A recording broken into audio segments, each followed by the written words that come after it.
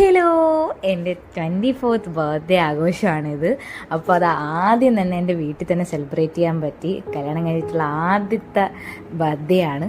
അപ്പോൾ അതിൻ്റെ അമ്മ തന്നെ എനിക്ക് ഫസ്റ്റ് സർപ്രൈസ് കേക്ക് കാര്യങ്ങളും ഒക്കെ തന്നു. അങ്ങനെ വീട്ടിൽ അത് കട്ട് ചെയ്യുന്നതാണ് നിങ്ങളിപ്പോൾ കാണുന്നത്. പിന്നെ പിള്ളേർ, എനിക്ക് ഭയങ്കര ഇഷ്ടമായി. അവർ രണ്ടുപേരും ഒരു ക്യൂട്ട് ലെറ്റർ എനിക്ക് എഴുതി, അത് ഭയങ്കര ഇഷ്ടമായി. എൻ്റെ അനിയത്തി എനിക്ക് ഗിഫ്റ്റ് തന്നതും അവർ തന്ന ലെറ്റേഴ്സാണ്. ഇതെനിക്ക് ഭയങ്കര ഇഷ്ടമായി.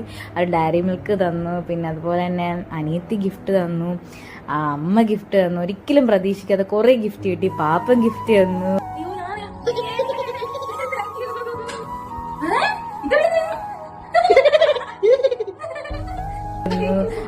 മമ്മി ഗിഫ്റ്റ് തന്നു.